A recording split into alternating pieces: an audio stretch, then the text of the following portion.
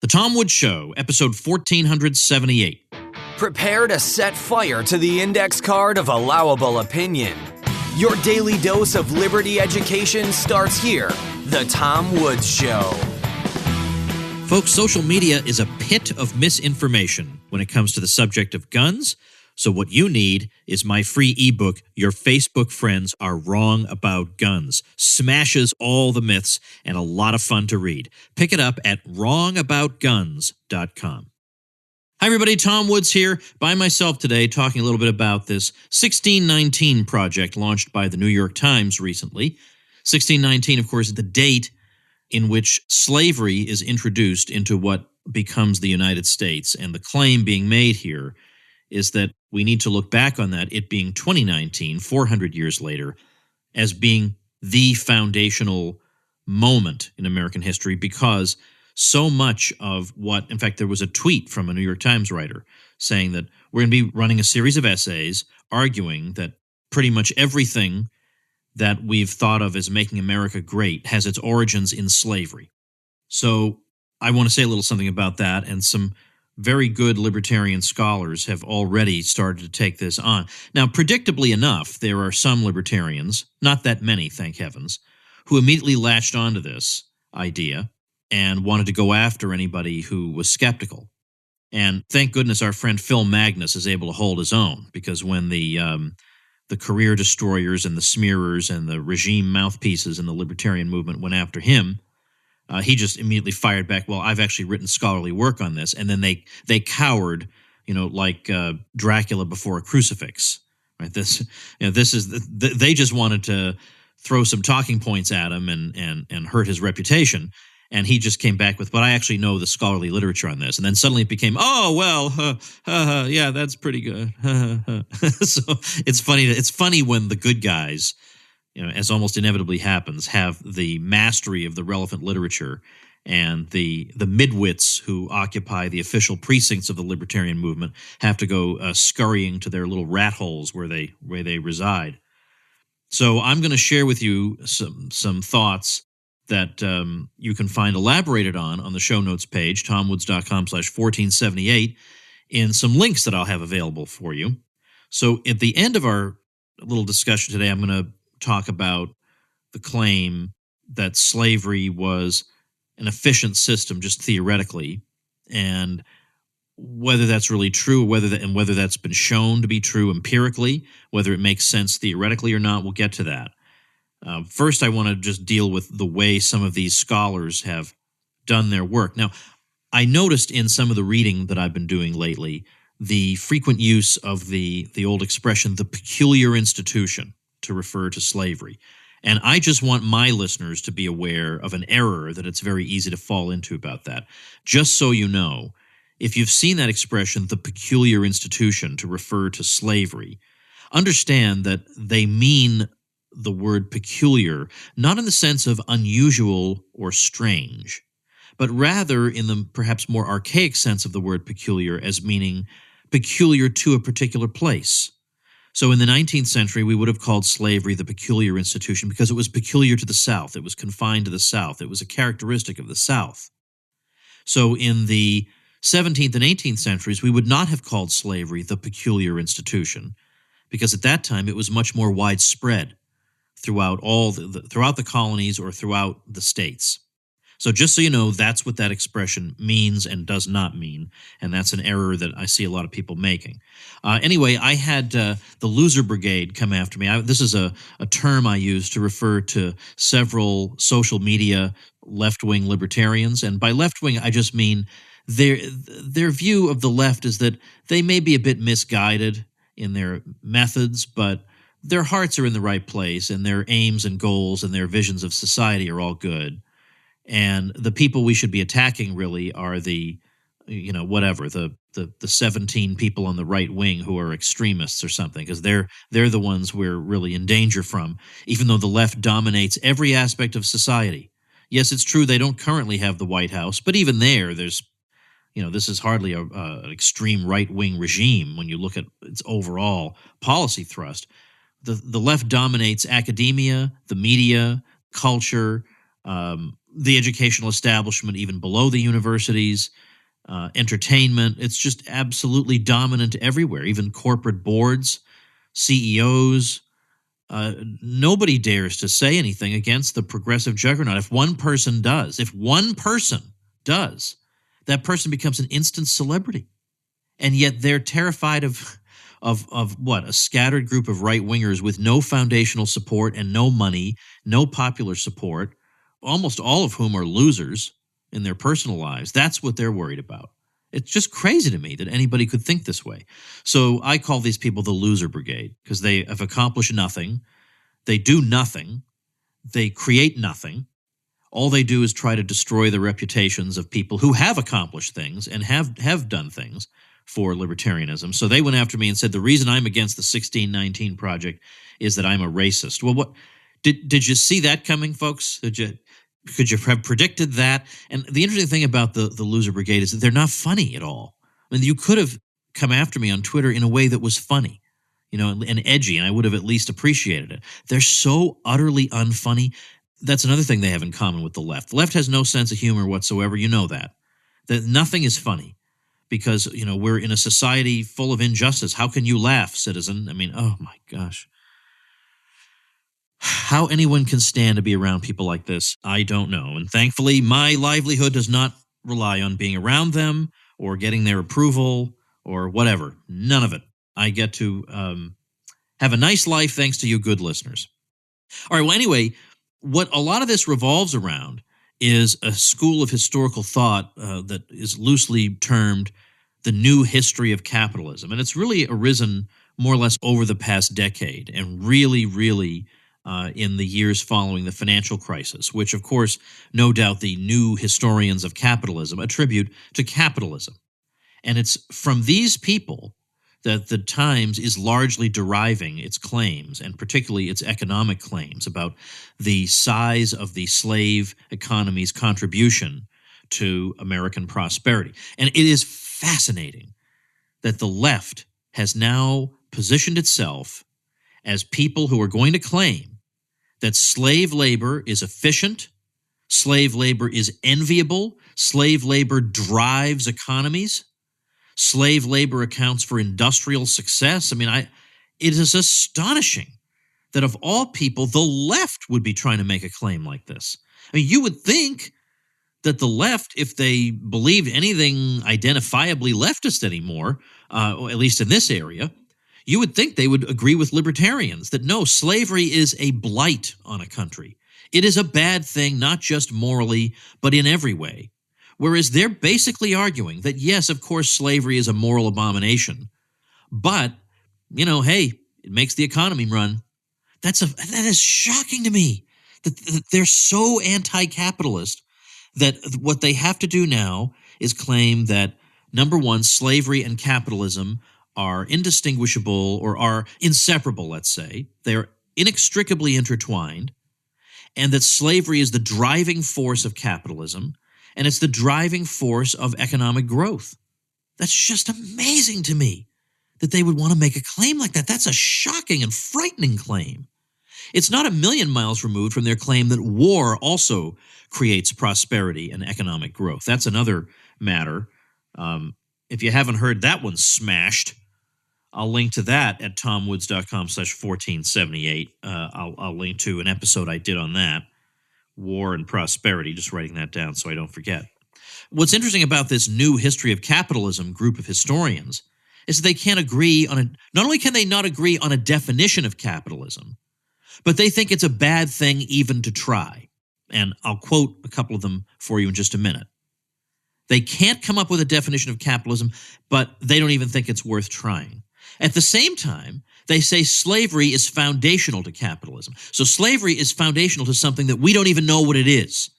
It's foundational to a system we can't and won't define for you. But we do know slavery is foundational to it. So right off the bat, why would you listen to people like this? This is incoherent. The New York Times is going to spin a series of essays based on, of all people, these people. Would you want to rely on these people for anything? So, for example, and remember, I'm going to have links up. This article that I've really benefited from by Phil Magnus will also be linked as one of the resources that I'm drawing from. But Seth Rockman is one of these new historians of capitalism. And he says that it, quote, has minimal investment in a fixed or theoretical definition of capitalism. Imagine that. Imagine any field where you're talking about anything where you think it's a virtue that you won't define that thing. I mean, try to imagine that. And then you've got a major American newspaper thinking, now these sure sound like some super folks. I mean, imagine that. Imagine what's going on in those brains there. This is not normal behavior. And then he says that we're letting the term, quote, float as a placeholder. What could that even mean? What does that mean? I mean, it's like we're in an insane asylum here. In the Journal of American History, Louis Hyman says, simply defining capitalism is a bad idea. It is too deductive. Okay. Well, I think the reason it's a bad idea is that if you don't ever define it, it's very hard to get criticized for your commentary on it because nobody knows what the hell you're talking about because you won't tell us what you're talking about. So it becomes possible to blame capitalism for everything. And then we can come along and say, well, on what grounds could you possibly say such and such is capitalism? Like I've seen an article where they talk about protective tariffs in the 19th century as being part of the laissez-faire system. What could that possibly mean? Laissez-faire involves the free movement of goods. Protective tariffs inhibit the free movement of goods. How could you be so blinded by hate as to think those are the same thing or one is part of the other? But again, we'll see in the case of this Rockman fellow, he is all in favor of what he calls the disavowal of theoretical definitions of capitalism. But then, in that very same sentence, he says that the new historians of capitalism have shown, quote, slavery as integral rather than oppositional to capitalism. So he can't tell us anything about what capitalism is, refuses to, but yet he is absolutely confident that slavery is integral to it. Now, one of the key claims of the new history of capitalism is the driving force of slavery as an engine of economic growth. And to this day, we have people even today arguing this about China, that we should fear China because we all know that they use slave labor. And the implication being that everybody knows slave labor is really where innovation comes from. We all know you can't possibly compete with slave labor. I mean, that's what conservatives, a lot of them are saying about China. They have slave labor, and how am we going to compete with slave labor? Yeah, how could you ever compete with slave labor? That's your question? So we'll get to that at the end. Here's a little preview. Imagine we enslaved everybody tomorrow, okay? We enslave everybody in the U.S. except, I don't know, we'll have like 10 people who are not enslaved, and they'll tell everybody else what to do. But everybody's enslaved. Are you saying we become richer? You think that's a richer society when everybody's enslaved? And just try and think that through. Does that become richer? Do we become the envy of the world in our economic progress? Okay, try and think of why that might not be the case. You see what I mean? Just a simple thought experiment like that is all you need to do for this. But what Magnus points out is especially funny about all this is that apologists for slavery in the 19th century made pretty much the same arguments that these left-wing new historians of slavery are making. They made the same argument. They sound like these new historians of slavery couldn't have happened to a more deserving bunch. They've accidentally repeated propaganda from the slave-owning class of the 19th century. They've accidentally, fallen ass backwards into that. So here's what we read in a tract from 1856. And with the exceptions of the tone, let's say, and maybe some of the terminology, this could have been written by a present-day left-wing historian, a so-called new historian of capitalism. Slavery is not an isolated system, but is so mingled with the business of the world that it derives facilities from the most innocent transactions. Capital and labor in Europe and America are largely employed in the manufacture of cotton. These goods, to a great extent, may be seen freighting every vessel from Christian nations that traverses the seas of the globe, and filling the warehouses and shelves of the merchants over 2/3 of the world. By the industry, skill, and enterprise employed in the manufacture of cotton, mankind are better clothed, their comfort better promoted, general industry more highly stimulated, commerce more widely extended, and civilization more rapidly advanced than in any preceding age. And that's the type of argument that the new historians of capitalism try to make. They'll point to some numbers and they'll say, look at how slavery was driving things. But as I say, in just a few moments, we'll look again at that and we'll see there's a sleight of hand involved. Now, from a methodological point of view, the new historians of capitalism, when it comes to slavery, are just a disaster. And it's just embarrassing to be defending them even implicitly. And of course, the loser brigade that came after me, they don't know anything about this. They never heard of any of these people. And they have no idea that these people have been savagely just taken apart by economists and sometimes even within their own profession. One of the key figures in this subfield is Edward Baptist. And the problem with him is the thesis of his whole argument has been destroyed because what he was trying to do was calculate the percentage of the antebellum U.S. GDP that derived from slavery.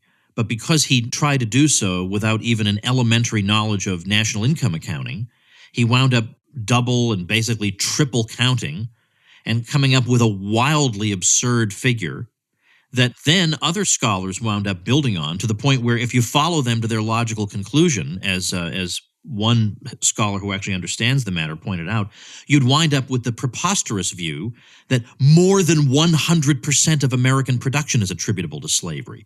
These are the people that are being relied upon for this 1619 project.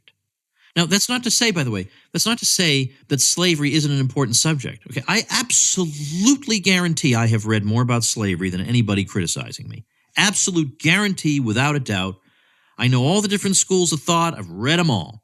Okay, read them all years ago, have all of them on my shelf. I know all about it.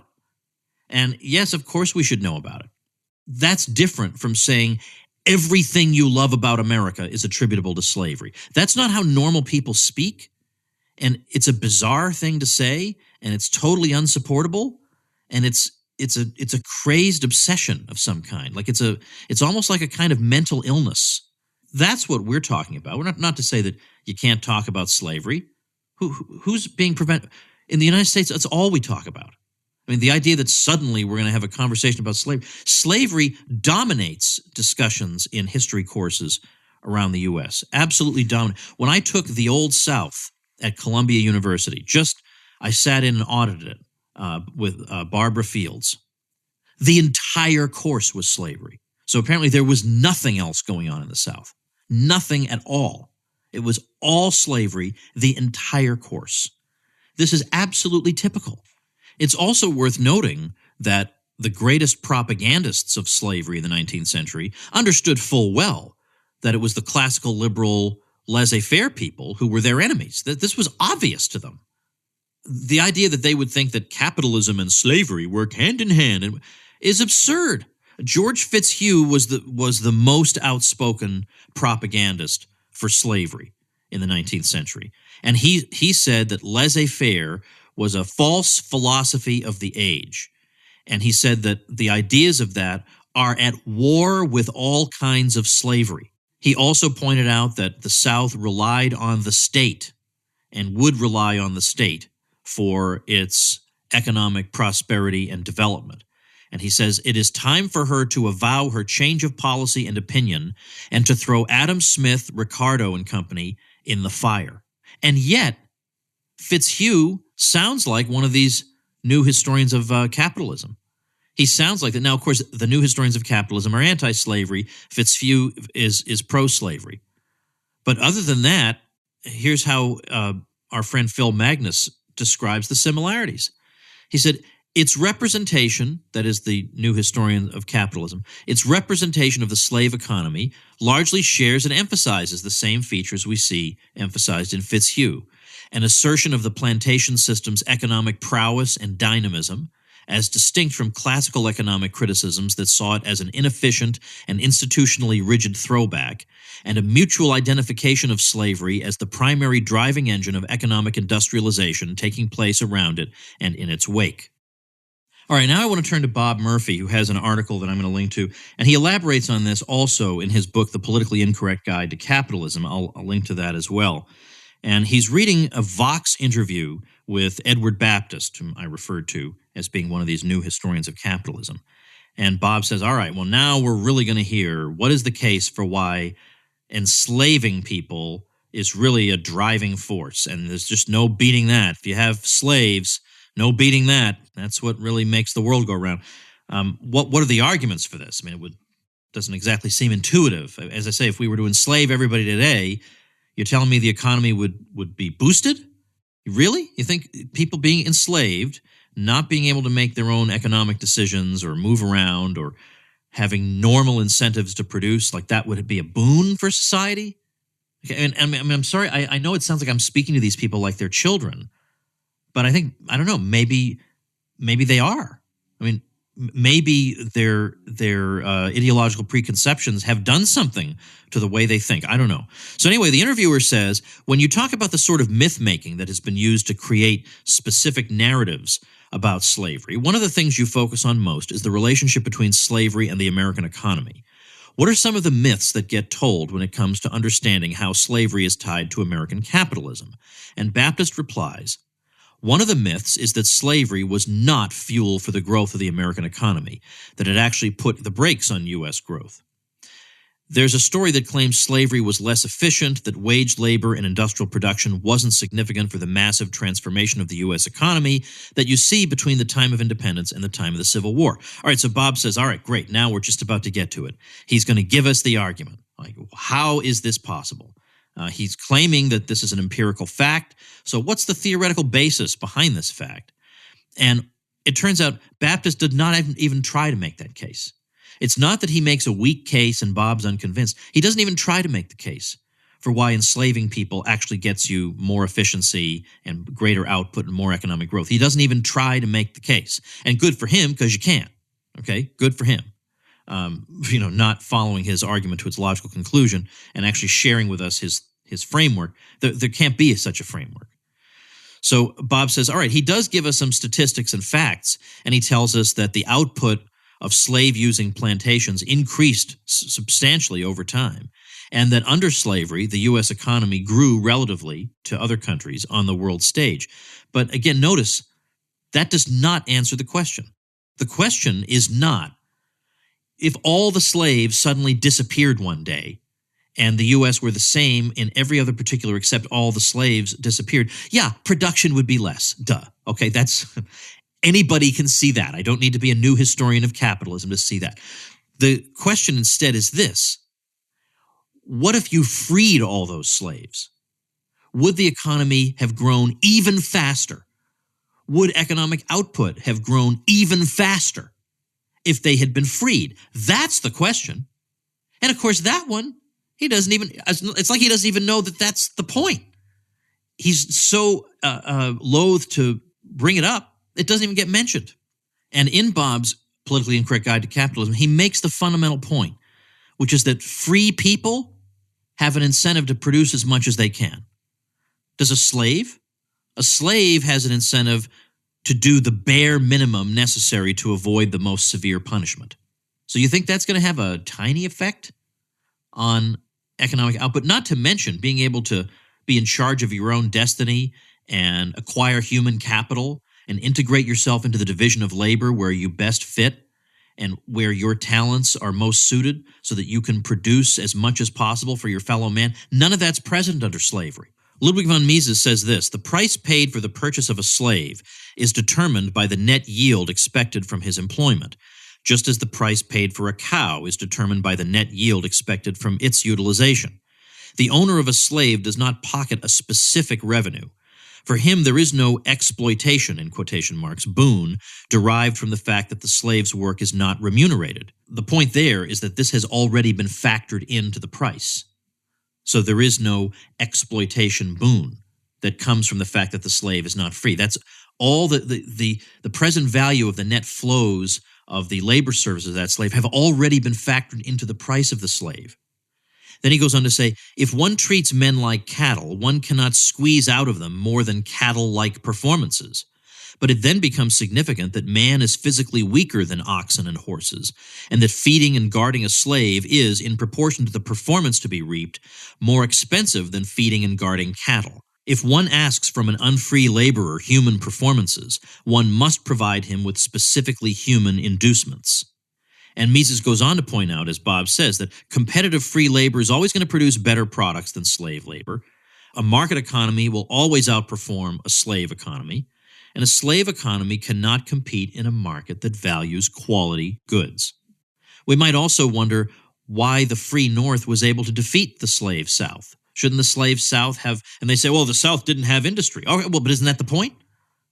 Why didn't slave labor bring that about? Like, isn't slave labor what makes the world go round and drive economic growth and make the U.S. into a powerhouse? Then how come it didn't lead to industry in the South? Duh. Like, why did that not happen? Or how about Brazil?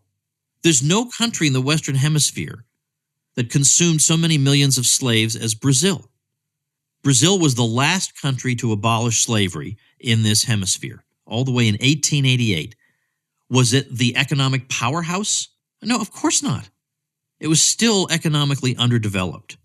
After you got rid of slavery, within 2 generations, you had greater results in terms of economic progress than you'd had during the entire period of slavery. The modern industrial age began in Western Europe in those countries that had abolished slavery first. This should not be the story if what the new historians of capitalism are telling us is true. But it is the story. Now, finally, let me share with you Bob's analysis of the rising price of slaves. People say, well, what we can see that slavery was an efficient system that was doing great from the fact that the price of slaves was rising. Bob reminds us that, again, when we're saying slave labor is inefficient, we always mean relative to free labor. We're not saying, again, that if all the slaves went away, just overnight, there were no slaves, and all those people vanished, that the economy would boom. What we are saying is that if all those slaves were freed, the economy would do much better. As Bob says, over time, with the discovery of new techniques and the accumulation of more machinery and other capital goods, the productivity of human labor, both free and slave, rose. Improvements in medicine, nutrition, and so on also increased life expectancy rates. Since a slave represented a lifetime reservoir of labor services, it's obviously not surprising that his market value would go up over time, given that life expectancy is going up.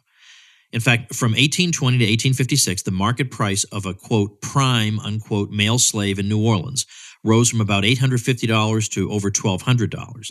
But during the same time frame, nominal daily wage rates for unskilled labor in South Central states rose from about 73 cents to roughly 95 cents. So of the 41% rise in slave prices, at least 30% could be due to the growing productivity of labor in general. But again, the rising price of slaves doesn't mean anything by itself. The question is slave labor more efficient than free labor? And to test that, you'd have to compare, at the very least, the growth in slave prices with the growth in wage rates, and then make an adjustment for increased life expectancy rates, as well as possible changes in interest rates. So ideally, we'd want to compare the profitability of 2 firms, identical in all respects except one, namely one has slaves and one does not. And even then, if you're looking at statistical analyses gauging the success of slavery, you'd have to factor in the costs of the government regulations that propped up slavery, for example, fugitive slave laws and their enforcement. All right, so that's going to do it for today. Just some thoughts for you to know a little bit about this school, the problems they have because unfortunately their knowledge of economics ain't so great. There's a big surprise. But also the fact that their arguments sound just like the pro-slavery propaganda arguments of the 19th century, that they rely on a preposterous fundamental claim that an economy based on enslaved people is going to be an economic powerhouse, but specifically would be more of an economic powerhouse than if you freed those people. And by the way, there's something scary about that, because that means the only thing that's keeping us from slavery is our moral revulsion at the system. But if we didn't have that moral revulsion, the economic efficiency of it speaks for itself and we should have it. That's a crazy thing to think. That's a dangerous thing. That's like thinking that war creates prosperity. Because look at all the buildings we get to build and all the missiles. I mean, this is dumb and scary and shocking. But there it is. Links that will help you are at tomwoods.com/1478. And finally, what would an episode dealing at least tangentially with capitalism be? They're not going to define capitalism, but I will. It's a system of private property and freedom of contract. And that basically is it. System governed by freedom of contract, bounded by private property. And you prosper in that system when you provide affordable goods to the masses. That's basically what it is. So what would an episode dealing with capitalism be without me promoting a free ebook? Just goes to show you can get free things under capitalism. And I guess this time I'll promote, if you haven't read it yet, you're really, really going to benefit from it. I did a little ebook where I talked about, for example, podcasting, how to get started, all the different tech questions that you need to solve, how to monetize a podcast, but then also chapters on affiliate marketing and all the sorts of things that a lot of successful people do online. And I've done all these things, so I walk you step by step through what I do. So I got an ebook on that I wrote from scratch. There's nothing recycled in there. It's all written from scratch. It's all based on my own experience and all the services I use and the people I've learned from. It's all in there. So you can get that over at pathstoincome.com. And I know you'll find it interesting and helpful. So pathstoincome.com is that website, and I'll see you all tomorrow. Become a smarter libertarian in just 30 minutes a day. Visit tomwoods.com to subscribe to the show for free, and we'll see you next time. Like the sound of The Tom Woods Show? My audio production is provided by Podsworth Media. Check them out at podsworth.com.